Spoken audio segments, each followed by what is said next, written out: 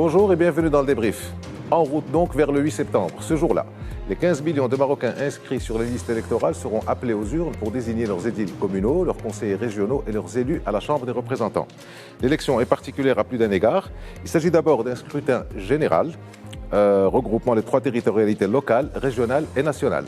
Le jour du vote sera également, et pour la première fois, un mercredi. Et enfin, le décompte des voix sera différent avec le nouveau quotient électoral qui sera calculé cette fois sur la base du nombre des inscrits et non sur celui des votants. Cette élection est également spéciale dans le sens où elle désignera les cadres, les responsables qui seront en charge de mettre en place et en œuvre le nouveau modèle de développement présenté voici quelques semaines au roi Mohamed VI. Beaucoup de choses changent, donc pour que tout change ou au moins évolue, sachant que les chefs des 4 premiers partis ne sont pas ceux qui étaient en fonction lors de la précédente élection législative en octobre 2016.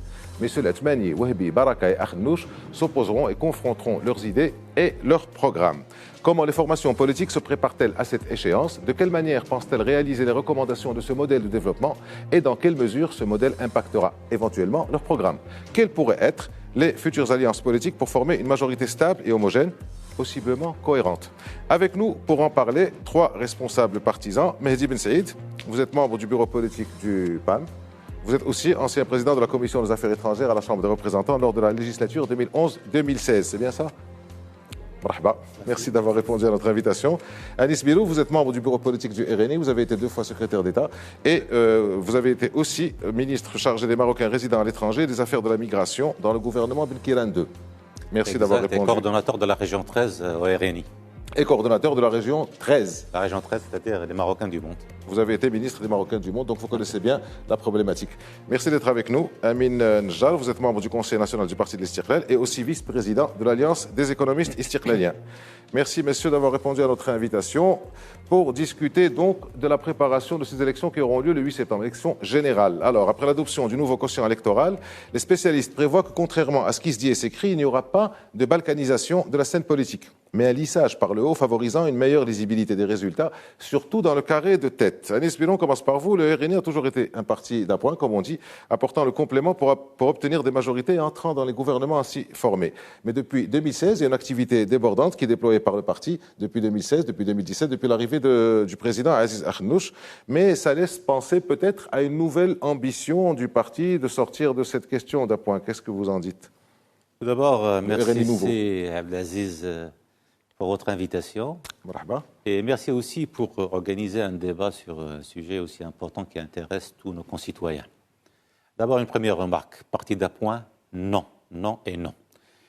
D'abord, je vais faire un peu d'histoire, parce que je pense qu'il faut rafraîchir un peu les mémoires pour mieux connaître tout ce qu'a fait le RNI. Et le RNI, c'est quoi? D'abord, si vous vous rappelez, en 2007, on a été le premier parti à donner une véritable leçon de démocratie.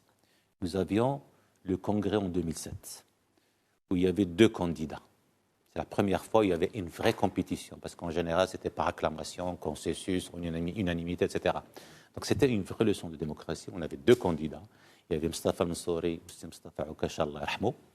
Et il y avait une vraie campagne, des idées, des programmes.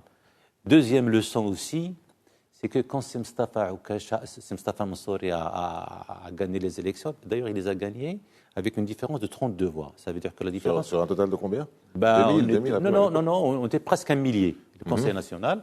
Ça veut dire que la différence, elle est de 16 voix. Pour vous dire que c'était très très serré, mais c'était une vraie leçon de démocratie. Mais la deuxième leçon, c'est que comme Mustafa Mansouri a été proclamé vainqueur, il a été rassembleur, fédérateur. Il n'a pas cherché à exclure ceux qui ont soutenu Mustafa Oukacha, Allah yarhamou, dont je faisais partie. Donc ça, c'est la deuxième leçon. La troisième chose dont je veux rappeler nos téléspectateurs et les gens qui connaissent peut-être un peu moins l'histoire, c'est que le RNI n'a pas été un parti d'appoint. D'ailleurs, en 1998, et vous vous rappelez, c'est Bousta, que l'alternance a été faite en grande partie grâce au RNI. Si vous vous rappelez, comment on a réussi cette alternance? Parce qu'il y avait les élections du président de la Chambre des députés et le vote du RNI, des députés RNI, a été décisif. Nous avons voté pour Abdelwahid Radi et c'est ça ce qui a fait basculer les choses, qui a fait émerger une majorité pour l'alternance. Excusez-moi, quand je dis parti d'appoint, ce n'est pas... Quatrième chose, parce que c'est important, parti d'appoint, on n'a jamais été une roue de secours. On a toujours été influent, c'est pas ce que agissant. j'ai dit apporter l'appoint, c'est pas la roue de secours. Écoutez, J'explique, je clarifie les choses. Allez-y. Autre chose, donc voilà le rôle qu'a joué le RNI en 1998. Quatrième chose, c'est que le RNI, quand il était en 1998, il a assumé la responsabilité de beaucoup de départements. Et je le dis avec beaucoup de fierté, c'est que nos ministres ont été très performants. Et là, je rappelle un témoignage de Seyed Abdelrahman Yousfi, Allah yarhamou, qui a dit à ses militants, à tout le monde autour de lui, il a dit que je suis vraiment fier des performances, des résultats des ministres du RNI. Autre chose, en 2013, après la sortie du parti de l'Istiqlal, de la majorité de 2013, qui a sauvé la majorité? Ce n'est pas le parti d'appoint comme lui, c'est le RNI qui a sauvé cette majorité et qui a évité au pays une véritable crise politique. Nous sommes rentrés avec un déficit budgétaire d'à peu près 7,6%. Et grâce à nos ministres, grâce à notre ministre des Finances, nous avons rétabli les équilibres. Donc au lieu de 7,6%, on est sorti à la fin de mandat, je pense, à 3,6 ou 3,8% au niveau du déficit budgétaire. C'était un peu la conjoncture aussi. Non, c'est des décisions qui ont été prises, c'est le travail de nos ministres, c'est le travail de notre ministre des Finances, c'est ça ce qui a fait que nous avons réussi à rétablir les équilibres. Il a succédé à un ministre des Finances, Istiqlal, qui est l'actuel secrétaire général, on verra ce qu'il va dire sur ça. Il y avait un contexte peut-être, c'est Nizar Baraka que j'apprécie beaucoup. C'était un très bon ministre des Finances, un très bon ministre des Affaires générales, je l'apprécie énormément. Mais honnêtement, quand on est rentré en 2013 avec la crise politique, parce que l'Istiqlal d'aujourd'hui, ce n'est pas l'Istiqlal de 2012-2013, donc il a beaucoup changé et je ne veux pas m'immiscer dans les affaires du parti, c'est un grand parti national. Donc en 2013, nous sommes rentrés sur un déficit budgétaire de 7,6%. Les réserves en devises étaient à moins de 3 mois. Eh bien, quand on a quitté le gouvernement en 2017, on était à 8 mois des réserves de change. C'est vous dire que ce parti, le RNI, voilà ce que... En plus, quand on est en 2016, s'il vous plaît, je termine et puis vous dites ce que vous voulez. Pour vous expliquer le rôle important du RNI. En 2016, on est rentré, on a assumé des responsabilités sur des secteurs extrêmement importants, l'agriculture, commerce, industrie, les finances, tourisme, artisanat, etc. La crise du Covid aussi a montré aussi les performances de nos ministres. Ils ont été à la hauteur, ça, de la vie de tout le monde. La sécurité alimentaire, la production des masques, la réactivité, l'anticipation et tout ça.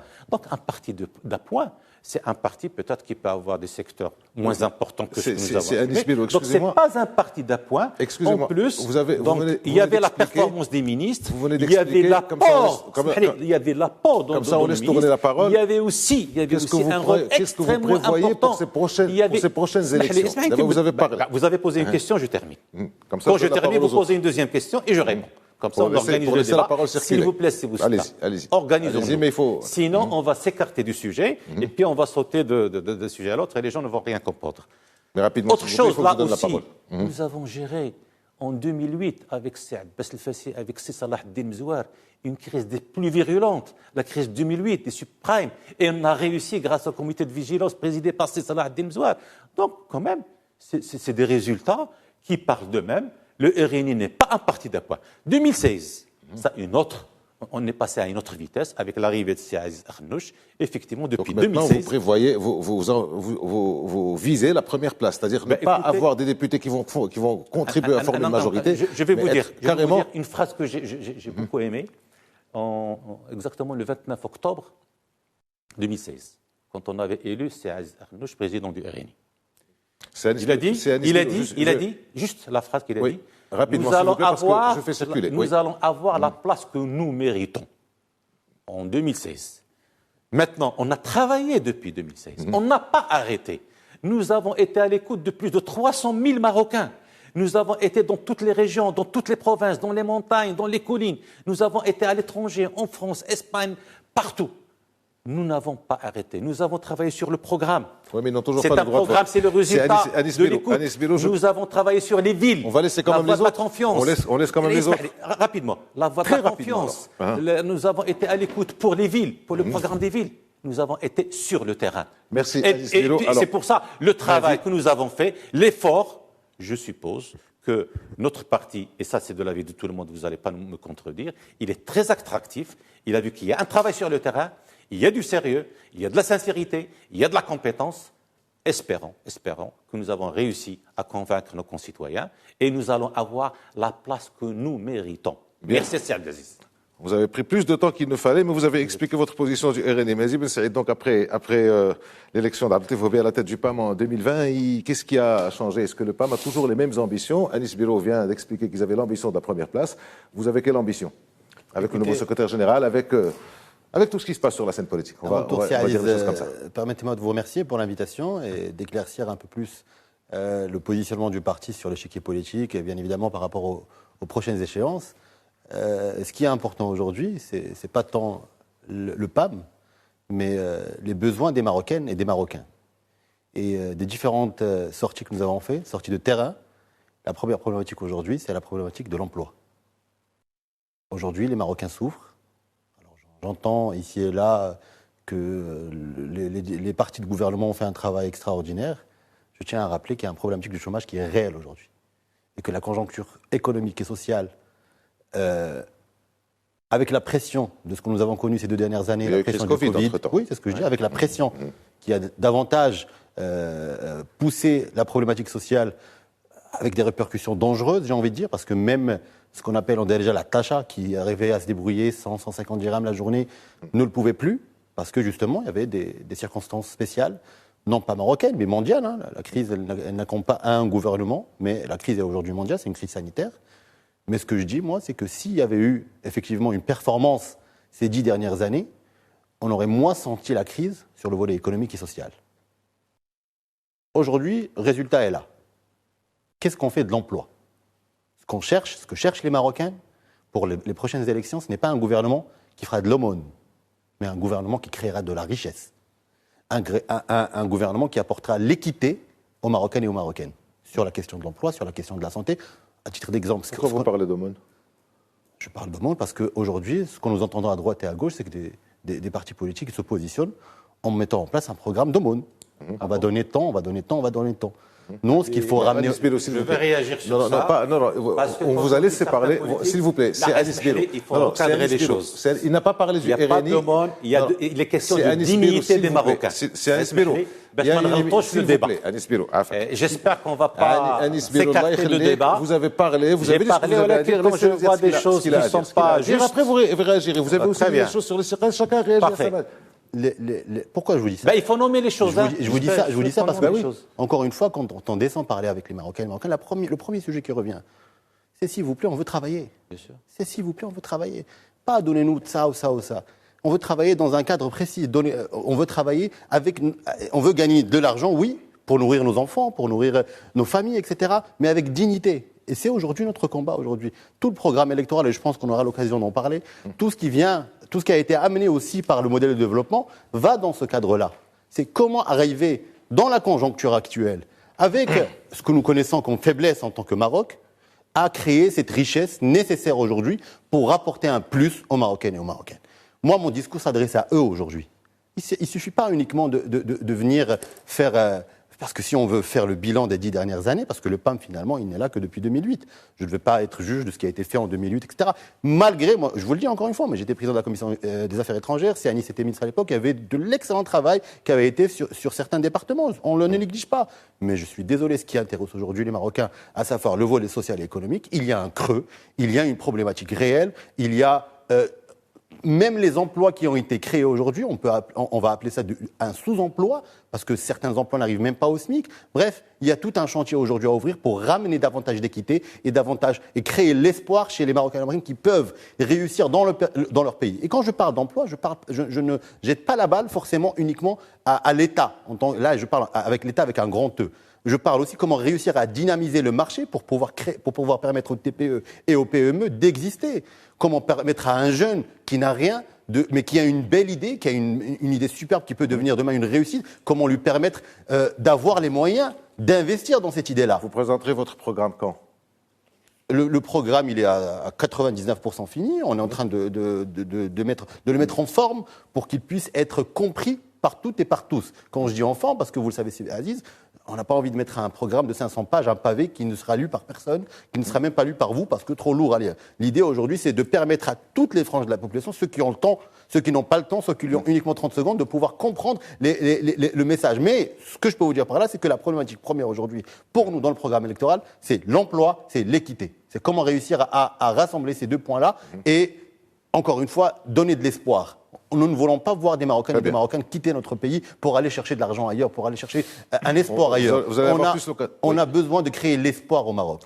Parce que, malheureusement, j'ai envie de dire 10 ans, c'est 10-0. 10 pour le gouvernement, 0 pour le peuple. Très bien. Donc, vous venez d'expliquer votre position. Vous n'avez pas tellement répondu sur les ambitions que vous avez pour le PAM. Pour le parti. Mais... Alors, en une phrase, hein, donc, comme ça... Dans le deuxième axe, vous avez répondu pour le deuxième axe. En une phrase. Le parti, aujourd'hui... Le secrétaire général a été élu en février 2020.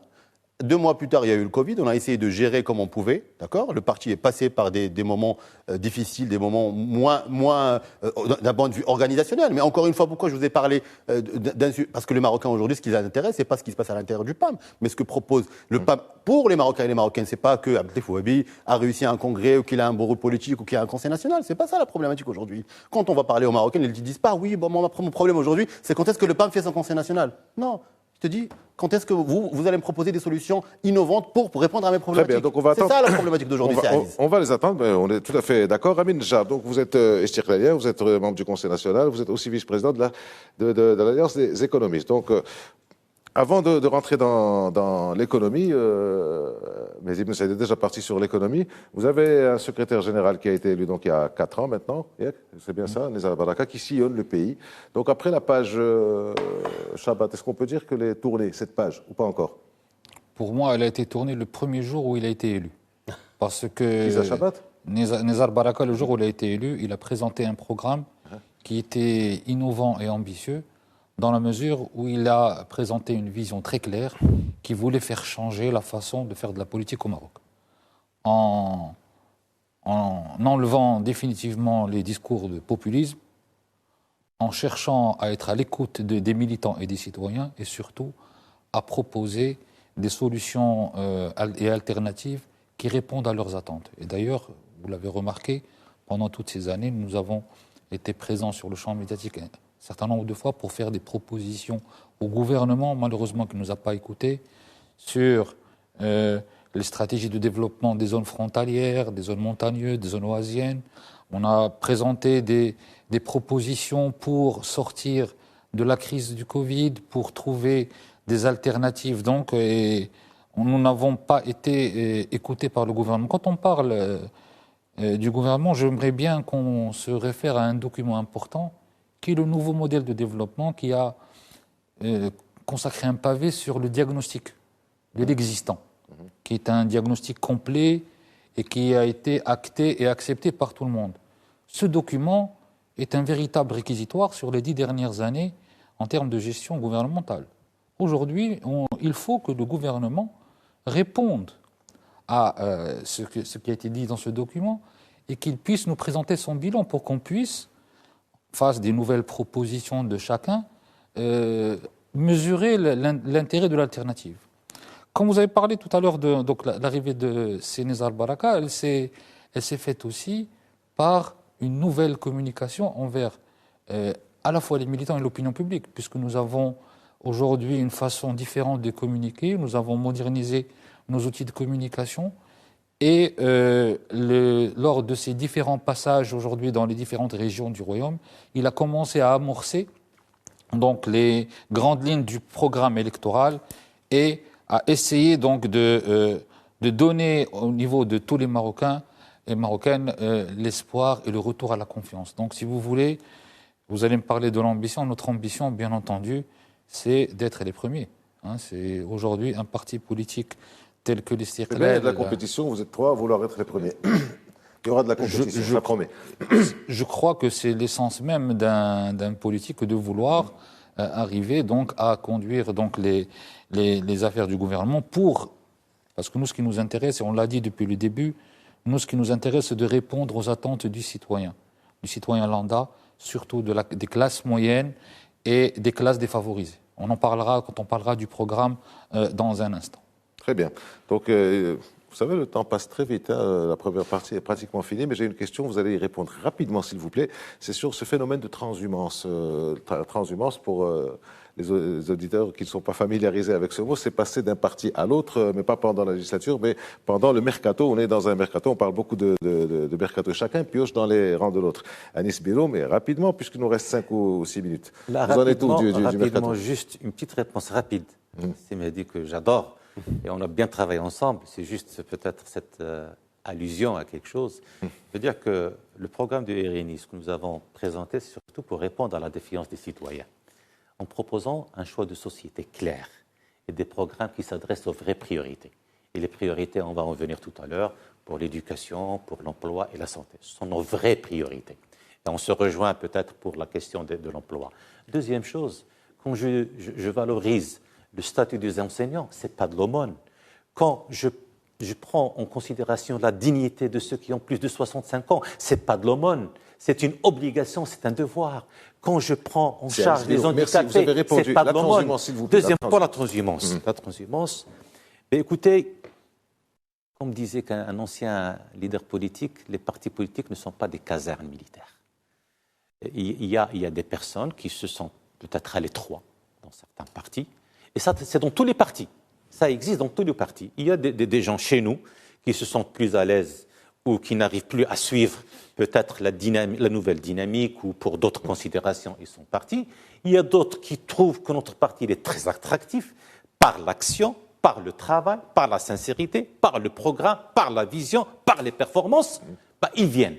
Donc, pour vous dire, pour résumer, si vous voulez, cette question d'aller d'un parti à l'autre, c'est quelque chose de général et c'est quelque chose qui est lié donc, à la vision de chaque parti, au charisme aussi de ses leaders et à la position qu'il occupe, à la proximité, à sa capacité d'écoute, à sa capacité d'agir.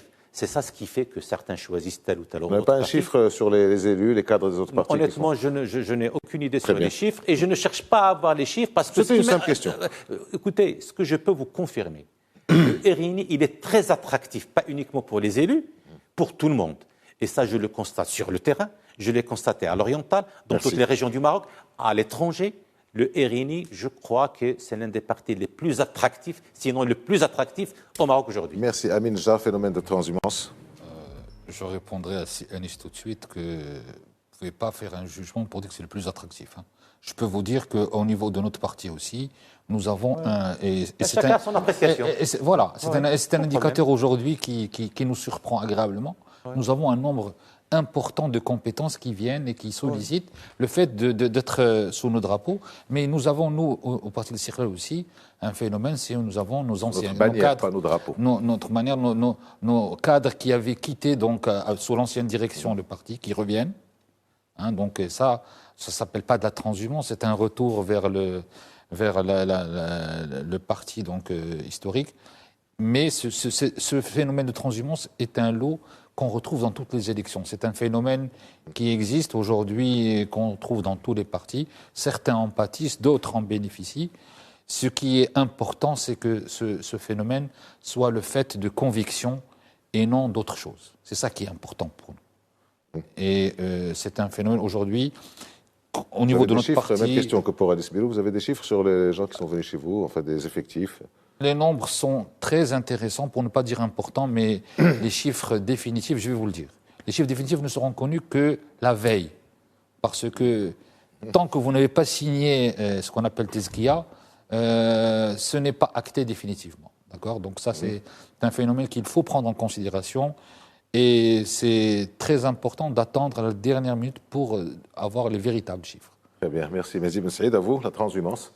Et Aziz, moi, peut-être que c'est un problème générationnel, mais je suis triste quand j'entends ça. Parce que la transhumance aujourd'hui, c'est la première problématique qui cause l'absentéisme. C'est justement le fait que les gens ne soient que nos élus, moi je me mets dans le lot en tant que parti politique, qu'on ne soit pas clair avec les Marocains et les Marocaines. Le problème aujourd'hui, c'est qu'on est 8, 9 partis qui sont présents au Parlement, plus de 30 partis sur la scène politique, mais on intéresse combien de millions de Marocains sur les possibles votants ? C'est ça qui est triste aujourd'hui. Et c'est la réponse qu'on doit trouver tous ensemble. Là, je mets la main, je n'accuse personne. On est d'accord, la question de la transhumance. C'est un problème, pour moi, la transhumance.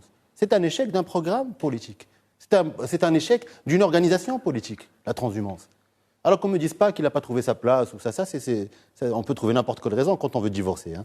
Vous savez très bien, c'est Aziz. Mais aujourd'hui, la problématique, elle est organisationnelle. Tout ce que je peux vous dire, et là je vais revenir au PAM, c'est que, alhamdoulilah, 80% de nos membres vont rester au PAM. Et ceux qui pensent qu'ils vont dévorer le PAM pour gagner les élections, ils se trompent. Vous pensez à quelqu'un en particulier? Je pense à tout le monde. Tout le monde veut dévorer c'est normal, on est la deuxième force du pays aujourd'hui d'un point de vue électoral, sur le Parlement et sur les élus. Donc forcément, au lieu d'aller chercher et de travailler pour essayer de convaincre des militants, des Marocains et des Marocaines qui ne sont peut-être pas intéressés par la politique, qui ne sont pas, peut-être même pas inscrits, au lieu de les intéresser, de leur dire venez faire de la politique, venez convaincre vos concitoyens à voter pour vous, on va chercher la facilité, on va aller vers les élus, vers les grands élus. Ça, c'est ça que je veux dire, c'est ça qui me rend triste moi aujourd'hui. C'est ça qui me rend triste.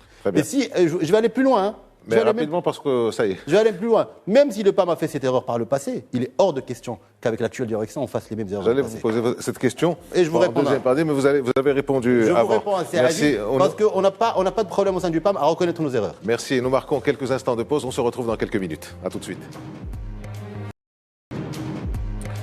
On se retrouve pour la seconde partie du débrief. Nous parlons des élections du 8 septembre avec Mehdi Ben Saïd du PAM, Amin Jar de l'Istiqlal et Anis Biro du RNI. Nous parlions donc du côté d'aspect de l'élément politique. Nous allons passer maintenant au programme et au modèle de développement. Alors, il existe une mode depuis quelques années au Maroc, celle de produire un programme électoral à proposer aux électeurs. Des programmes qui sont chiffrés, des programmes qui sont étayés par des arguments.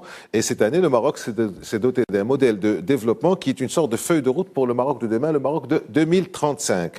Les programmes devront théoriquement peu ou prou s'y adapter. Anis Biro, on commence par vous parce que le RNI a été le premier parti à dévoiler son programme. Et dans quelle mesure ce programme est-il réalisable? Vous parlez de 55 milliards, donc 5 engagements, plusieurs mesures, 5 mesures par engagement, ça fait 25 mesures en tout, 55 milliards de dirhams par an, 275 milliards sur 5 ans. Est-ce que vous avez vous avez eu le temps de prendre en considération les conclusions du nouveau modèle de développement? Vous avez mis exactement 15 jours entre le jour où il a été présenté à Sa Majesté le Roi et le jour où vous avez présenté votre programme à l'opinion publique. Écoutez, d'abord, nous avons pris connaissance, bien entendu, du rapport de la commission spéciale sur le modèle de développement qui a été présenté à Sa Majesté. Et honnêtement, nous avons trouvé que beaucoup de nos idées se sont retrouvées au niveau du rapport, particulièrement au niveau des priorités. Si vous avez bien lu notre programme, les priorités sont l'éducation, encore une fois, je le rappelle, l'emploi, la santé. Nous avons parlé de l'administration, nous avons parlé du numérique. Et je me rappelle que vous avez reçu 2 personnes ici de la commission et qui ont parlé d'une enquête ou d'une écoute qu'ils avaient organisée au niveau de nos concitoyens en 2020, le 2019. Cette écoute, nous l'avons organisée en 2017-2018. Quand nous avons sillonné le Maroc, nous avons été au contact des Marocains. Ces priorités que nous avons sorties en 2017-2018, c'est les mêmes priorités qu'avait sorti le nouveau modèle de développement. Donc on se retrouve, il y a des points où on se retrouve, il y a des complémentarités. Donc nous réjouissons qu'il y a une convergence des points de vue. Au niveau du programme, cette remarque est-ce que vous avez les moyens de réaliser votre programme? J'ai l'impression d'écouter la même chose en 2013-2014, quand Moulay Hafid avait parlé. Ça va être la même chose en 2026 et en 2027. Attendez d'abord que je termine. En 2013-2014, par exemple, quand le programme d'accélération industrielle, comme Moulay Hafid avait parlé, Moulay Hafid Al-Alami, ministre du Commerce et de l'Industrie, avait parlé de 500 000 postes d'emploi qui vont être créés au niveau de la valeur ajoutée, etc. Maintenant, quand on voit qu'est-ce qui a été fait, il a le département, au niveau de ce plan d'accélération industrielle, a créé plus de 500 000. Il y a maintenant 113% de l'objectif. Donc nous avons dépassé l'objectif qui a été fixé en 2013-2014.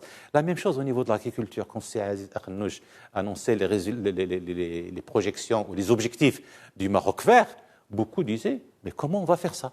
On l'a fait, on a fait beaucoup mieux au niveau de la production, au niveau de la productivité, au niveau de l'exportation, au niveau de la valeur ajoutée. Ce programme... On attend toujours appui pour l'agriculture. Ce programme, justement, l'une des idées les plus importantes, c'est comment développer l'agriculture en situation difficile, en conditions de sécheresse. Donc ça, c'est de nouveautés. Il y a beaucoup de l'agriculture. Voyons les résultats ce qu'il y a. Voyons maintenant le PIB, ou là, le taux de croissance, ou les créations d'emplois, tout ça en grande partie grâce à l'agriculture. Le Covid, si nous avons réussi à traverser cette période de crise virulente, parce qu'on avait un bon programme d'agriculture, on a de bons résultats. Moi, je ne vais pas revenir aux résultats de l'agriculture, tout le monde les connaît, et je pense que tout le monde a l'honnêteté de reconnaître qu'il y a un gros travail, que nous avons des ministres très performants, leurs compétences, leur performance est reconnue au Maroc et à l'étranger. Ça, quelqu'un de malhonnête peut-être peut ne pas reconnaître, mais toute personne honnête a l'obligation et le devoir de reconnaître les performances des ministres. Pour le programme CAZ. Ça, c'est très fermé comme argument. C'est Anis Biro, toute personne honnête va reconnaître. On va attendre de voir C'est les résultats qui parlent. C'est les résultats qui parlent.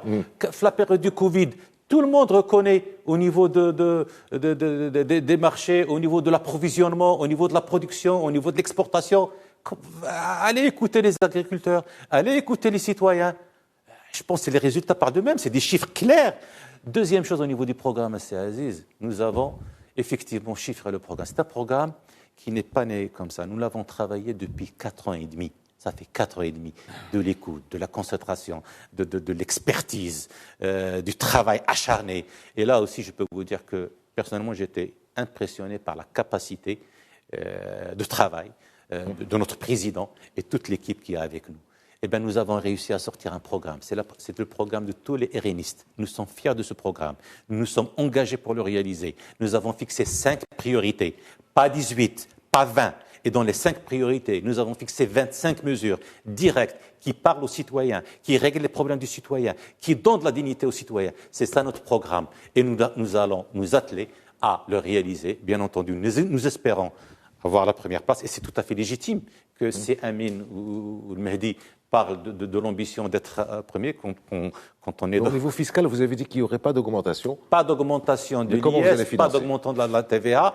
Et nous avons dit comment on peut le faire. D'ailleurs, si vous avez lu le modèle de développement, c'est la même chose. Quand il parle du financement, il parle aussi que ça va nécessiter beaucoup de ressources et qu'au niveau de la mobilisation des ressources, nous avons donné les solutions au niveau de la mobilisation des ressources. Sur comment financer sans augmenter les impôts. Oui, sans augmenter les impôts, c'est le redéploiement, c'est la mobilisation, c'est grâce à la croissance, en fin de compte. Alors, on ne décrète pas des ressources supplémentaires. C'est la croissance, c'est la dynamique économique qui crée l'emploi, c'est la dynamique économique qui crée de la richesse. Et là, nous comptons énormément donc, sur toutes les actions que nous allons mener, sur ces projets que nous allons mener pour créer cette dynamique, pour rétablir la confiance dans l'entreprise, dans l'économie, pour que les gens investissent, pour que les EDE aussi viennent ici au Maroc, pour qu'il y ait de l'investissement. Et c'est l'investissement qui va créer de l'emploi, qui va créer de la richesse, qui va augmenter les ressources fiscales. Et deuxième chose, bien entendu, il y a tout ce qui est redéploiement. Et ça, on sait que, nos amis aussi le savent très très bien, au niveau de l'investissement, on a à peu près le tiers du PIB qui va à l'investissement, mais au niveau de la productivité, malheureusement, c'est très faible. Ça veut dire qu'il y a des choix à faire. Et troisième chose, et c'est là peut-être le grand apport, c'est au niveau des arbitrages. Et je pense l'apport et la valeur ajoutée de RNI, c'est au niveau de cette capacité à faire les arbitrages, à faire les choix judicieux qu'il faut. Et tout ça, nous l'avons ici dans notre programme. Nous savons ce que nous voulons faire, nous savons qu'est-ce qu'il faut pour le faire, et nous savons comment le faire, et nous avons les hommes et les femmes pour faire tout ça. Merci. Merci. Mehdi Ben Saïd, où en est la réflexion chez vous au PAM, sachant que d'après ce que je sais, le bureau politique n'est pas encore tout à fait composé. Je vais vous répondre, mais je suis désolé, parfois je suis un peu... Allez-y. chamboulé par ce que j'entends. Allez-y. Moi, je partage le contenu que dit Anis. Je suis absolument d'accord, il faut recréer l'espoir, il faut tous les points positifs qu'il a dit. Mais en arabe, parfois je me questionne, est-ce que c'est moi qui suis au gouvernement et c'est Anis à l'opposition ? Parce qu'il a dit quelque chose qui est quand même important. Ça fait 4 ans et demi qu'on travaille pour ce programme. Ça fait 10 ans que vous êtes au gouvernement. Au moins 10 ans. Je ne vais pas revenir à plus loin. Il fallait son programme plutôt que de parler de mon programme. S'il y a son programme et le mien, on peut discuter, on peut débattre. Mais l'objet, c'est pas permettez-moi, s'il vous plaît. Mais je vais réagir sur le programme, sur nos idées, sur la date. Je souhaite qu'on le fasse une fois que j'aurai votre programme. S'il vous plaît, vous avez dit ce que vous avez à dire. Vous êtes au gouvernement. Vous avez un parti, voire deux, qui sont dans l'opposition, qui ont peut-être quelque chose à dire. On est là, c'est l'opinion publique qui va décider. Mais laissez-le dire. Personne ne vous interrompt. Vous avez dit ce que vous aviez à dire. Laissez-le. Allez-y, allez-y. Je respecte trop Anis pour le couper. C'est réciproque. Le respect réciproque. Et la démocratie, c'est la règle de base, ça. La démocratie, c'est aussi pouvoir faire des remarques sur un parti qui est au pouvoir depuis des années. Ouais. Et donc, moi, s'il m'avait dit il y a 6 mois, on voulait corriger les carences, les problématiques que nous avons connues ces dernières années, on a fait tant de choses, mais on veut faire davantage, j'aurais compris. Mais quand on me dit ça fait 4 ans, il fallait le faire. Mais vous êtes au gouvernement, vous êtes au pouvoir, vous avez les ministères les plus importants de l'aveu de Anis. Qu'est-ce qu'on attend? On attend de venir dire aux Marocains, revotez pour nous, on va, la prochaine fois on le fera. La prochaine fois on le fera. Laissez-le finir ce qu'il a à dire, après vous réagirez. La prochaine fois. Écoutez, vous allez réagir. Je dois réagir, hein. Bien entendu. C'est Anis, moi je n'ai pas de problème, réagissez, j'accepte le débat. J'accepte le débat. Il faut accepter qu'on puisse s'accepter entre nous, qu'on puisse débattre entre nous et qu'on puisse débattre avec les Marocains. Et les Marocains, quand ils entendent ça, ils ne comprennent pas. Et ils ne votent pas. Et ils ne votent pas. Et on a un taux d'abstention, taux d'abstention record qui par la suite nous inquiète tous en tant que politiques et on va venir dire le lendemain des élections, oh, il y a eu tant de pourcentage, etc. Mais pourquoi? Parce que nous avons parfois des arguments contradictoires avec nous, avec ce que nous sommes. Il faut juste expliquer aux Marocains ce que nous voulons. Alors, pour revenir au programme, pour ne pas fuir le débat, c'est Aziz. J'avais démarré tout à l'heure la première question en disant que notre problématique, nous, le débat qu'on a eu en interne par rapport au programme électoral, c'était cette problématique de l'emploi, cette problématique de l'équité. Nous avons considéré qu'il y a eu des choses qui ont été faites, mais qui ont été faites uniquement pour une frange de la société. Preuve au nez, il y a des Marocains et des Marocaines aujourd'hui qui veulent quitter ce pays. Preuve au nez, il y a un taux de chômage aujourd'hui qui fait peur. Preuve au nez aujourd'hui, à cause de la crise, je ne dis pas à cause du gouvernement, qu'on soit bien clair, à cause de la crise, l'économie non organisée, aujourd'hui, elle souffre. Parce que justement, elle n'est pas organisée, elle n'est pas reconnue, on ne peut même pas la soutenir. Donc, à un moment donné, il faut qu'on puisse parler des vrais problèmes. À un moment donné, oui, il y a des politiques publiques qui ont été menées, on n'est pas là pour dire que tout a été mal fait depuis la nuit. Non, il y a des choses qui ont été... Mais il y a des choses qui ont été pensées uniquement dans des groupes de réflexion et non pas réfléchis pour le Marocain et les Marocaines. Nous, ce qu'on a essayé de faire, c'est de mettre en place. Et pourquoi on a tardé, on l'a pas encore présenté, parce que justement, il y a eu un rapport, il y a un modèle de développement. Les partis politiques, tous ensemble, sont engagés pour la mise en place d'un pacte commun pour essayer de se mettre d'accord sur les quelques points sur lesquels ils vont se mettre d'accord. On attend la dernière réunion, je pense, qui va avoir lieu la semaine prochaine, pour voir le pacte, ce qu'il en ressort, pour voir s'il n'y a rien de contradictoire, justement, avec notre programme électoral, pour que demain, on n'ait pas un débat contradictoire avec nous-mêmes quand on va voir les Marocains et les Marocaines. Mais l'essentiel de notre programme électoral aujourd'hui, il est principalement destiné à la problématique de l'emploi que nous considérons aujourd'hui comme majeure face aux défis qui nous attendent. On en reparlera très certainement une fois que votre programme sera élaboré. On vous réinvitera. Il est élaboré. Et vous allez nous dire ce qu'il en est. Amin Nejjar, donc l'Alliance des économistes Istiqlaliyen, dont vous êtes vice-président, a récemment indiqué les 5 axes prioritaires du programme qui devrait être celui théoriquement du parti de l'Istiqlal. Est-ce qu'il est adossé au nouveau modèle de développement? Vous en avez accepté quoi? Vous en avez rejeté quoi? Tout à fait. J'espère que j'aurai le temps de Vous aurez le temps. Vous aurez le temps. Parce que on a perdu quelques temps dans le petit joute. Vous allez le reprendre. Vous n'avez réagi, donc vous allez le reprendre. Allez-y. Je crois que le RNI a pris le temps de présenter son programme. Vous allez aussi avoir le temps. Il faut qu'on ait l'équilibre. Allez-y. Juste une petite réplique. Raph, le Covid, le travail n'a pas été fait qu'au niveau de l'agriculture et de l'industrie. Non. J'ai pas dit ça. Non, s'il vous plaît. S'il vous plaît. S'il vous plaît. Vous réagirez. Vous réagirez quand au niveau réagirez, après on réagit, puis l'idée s'installe. C'est pas vrai. Parce que vous avez dit c'est pas vrai. Vous avez dit c'est pas vrai. Vous réagirez encore quand même. Les téléspectateurs. Parce que ce qui a été dit, moi je veux que c'est un tout. Et la Covid, elle a été traitée au plus haut niveau de l'État, et sans l'intervention de Sa Majesté, qui a été décisive dans la réussite de tout ce qui a été entrepris. Anticipatif et décisif, on est d'accord. Cela étant, les ministres du RNI, on l'a reconnu, on fait du bon travail, on l'a dit en temps voulu. Merci. Mais bon, le gouvernement, c'est un tout. Oui. Aujourd'hui, quand vous êtes devant des élections, c'est la sanction. Vous parlez du nouveau modèle ou du RNI? Attendez. Sibiro, s'il vous plaît. Sibiro, vous me laissez... on ne va pas s'en sortir question temps. Je ne vous ai pas interrompu une fois. Vous avez présenté les bienfaits du gouvernement que dans votre parti. Moi, je vous dis qu'un gouvernement, c'est un tout. Les résultats, c'est un tout. Aujourd'hui, la sanction populaire vient pour voir est-ce que le programme qui a été présenté a été respecté ou pas. En ce qui me concerne, j'attends que le gouvernement tout entier présente son bilan devant la population marocaine pour qu'on puisse juger. Et juger de la cohérence de ce que vous présentez et de ce qu'on nous présente dans ce que présentent les autres partis au niveau du programme électoral par rapport à ce qui a été fait. Moi, quand je regarde le diagnostic fait par le nouveau modèle de développement, j'ai déjà un début de réponse. Concernant le nouveau modèle de développement, au niveau de l'Alliance des économistes, Istiqlalien, donc nous avons analysé le document dans toute sa profondeur. C'est un programme colossal, un travail important avec des dizaines et des dizaines de chantiers qui ont été proposés, avec une méthodologie, une proposition de financement. Pour nous, il y a 5 axes qu'il va falloir prioriser. Premier axe, c'est d'assurer les conditions de réussite de la protection sociale généralisée. Comment ? Plus d'hôpitaux, plus de formation d'infirmiers, médecins, aides-soignants, et d'améliorer la situation de ce personnel. Je mets à chaque fois, avec les bullet points, quelques exemples. Deuxième axe prioritaire, c'est la généralisation du préscolaire qu'il va falloir accélérer, surtout dans le rural. Aujourd'hui, le préscolaire, c'est le pari sur l'avenir. Tout à fait. Oui. Et surtout, quand on dit préscolaire, c'est 2 ans avec le cycle primaire, avant le cycle primaire.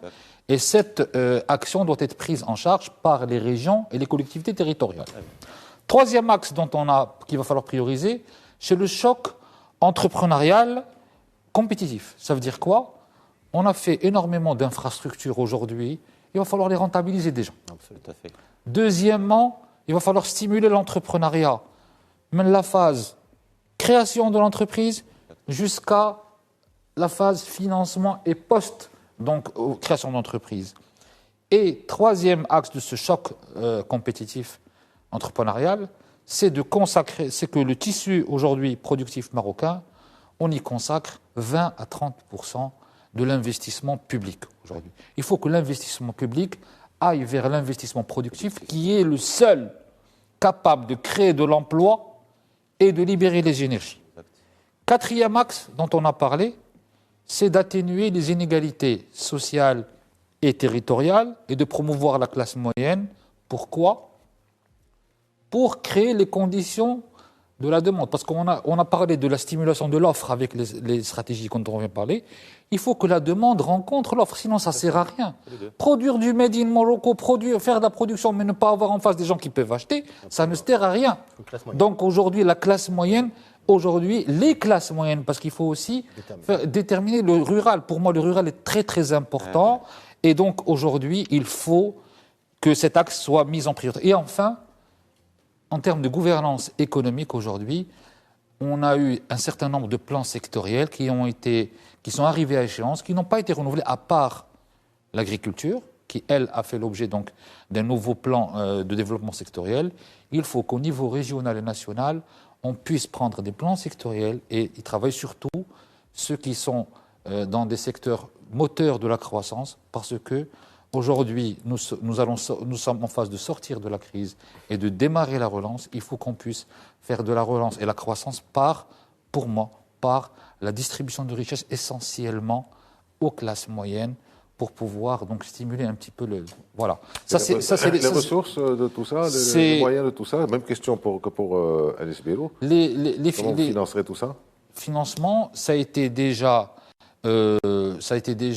mis dans quelques points définis au niveau du modèle de développement, mais aujourd'hui, il y a énormément de possibilités d'ouvrir des points de facilitation du financement. Aujourd'hui, le financement, pour moi, ne pose pas c'est pas un problème crucial aujourd'hui. Aujourd'hui, déjà, il faut créer les conditions de retour de la confiance et de retour de la croissance, laquelle croissance ramènera l'investissement, ramènera les revenus et permettra donc d'atténuer donc cette.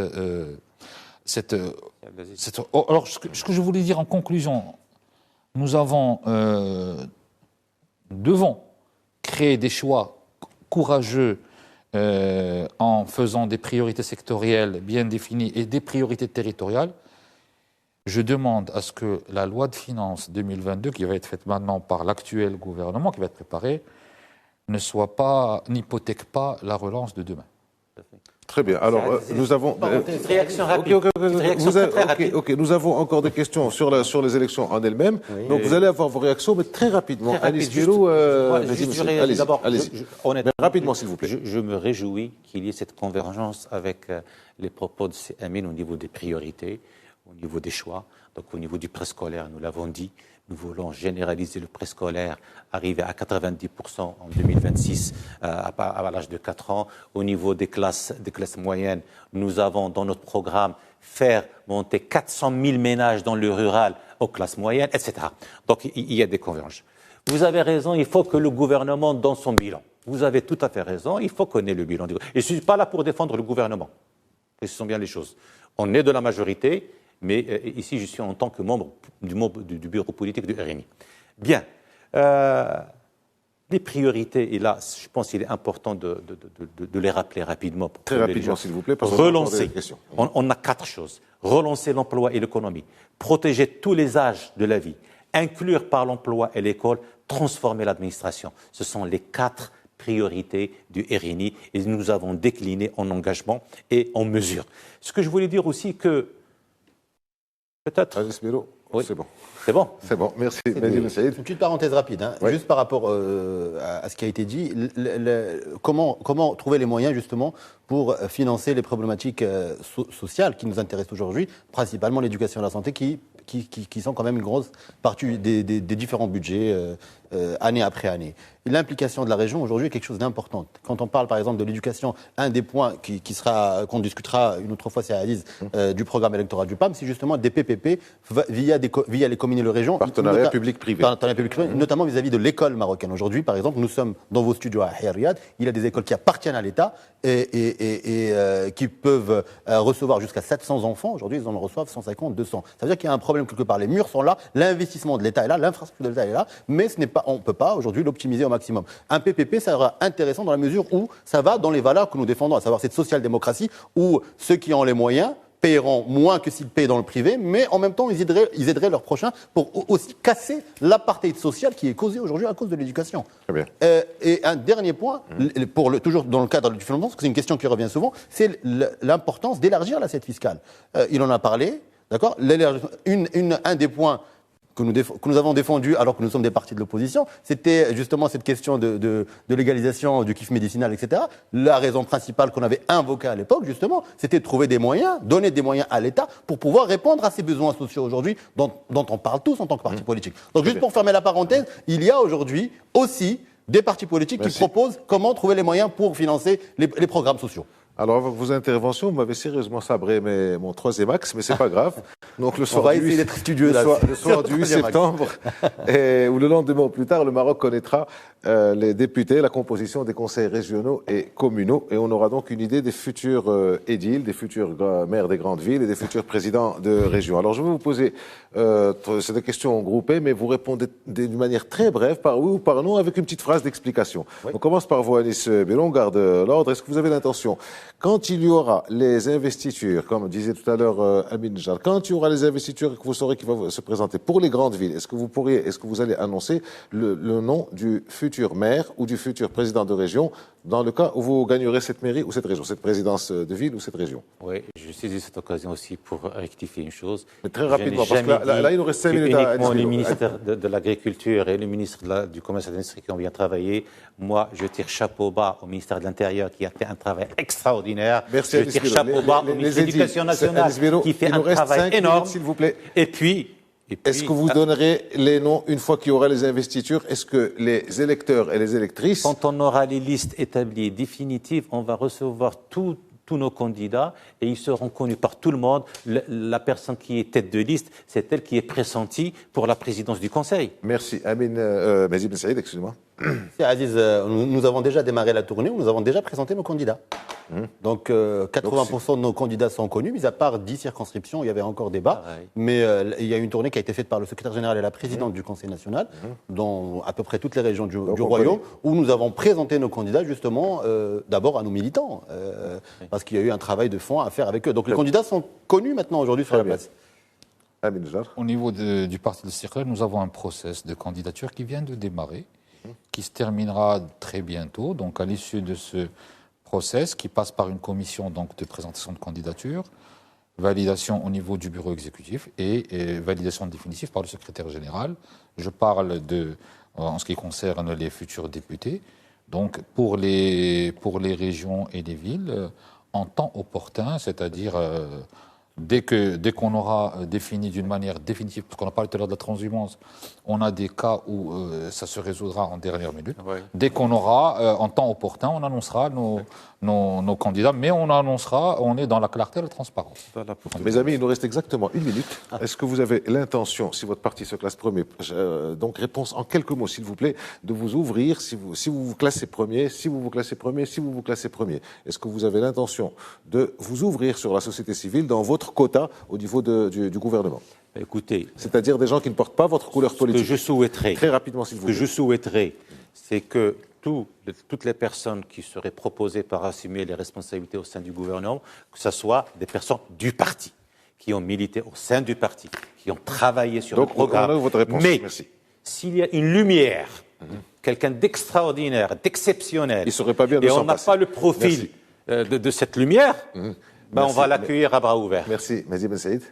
Si Aziz, le PAM a été créé justement dans cette dynamique de rassembler aussi les acteurs de la société civile. Je rappelle, avant le PAM, il y avait le mouvement Porté démocrate, où il y avait pas mal de personnalités qui étaient principalement qui sont issus de la société civile, donc c'est quelque chose que nous connaissons et qu'on pratique même pendant les élections, parce qu'à chaque fois on essaie de trouver des cadres de la société civile pour les présenter au sein des listes nationales maintenant qui sont devenues en dehors du PAM. Est-ce que vous ouvrez ou non? Non, on est ouvert de toutes les manières. On est ouvert pour les élections, pas uniquement pour le gouvernement, mais aussi pour les élections. Très bien. Amin Jar, est-ce que vous comptez vous ouvrir encore une fois sur la société civile avec des gens qui n'ont pas votre couleur politique? Je vais juste vous donner une indication. Quand il y avait le gouvernement Abbas El-Fassi, le critère pour les propositions de nomination à haute fonction, c'était la compétence et l'utilité de la personne par rapport au profil. Aujourd'hui, et depuis ces dernières années, on ne peut pas en dire autant quand on voit les centaines de personnes qui ont été proposées aux nominations à haute fonction et qui sont proches des partis qui sont au pouvoir. Et je termine, on a les compétences. Et de très bonnes compétences au RNI, et je pense que je suppose aussi dans les autres partis. Anis Birou, RNI, merci. Mehdi Ben Saïd, PAM, merci. Merci à vous, Amin Jar, merci à vous de nous avoir suivis. À la semaine prochaine.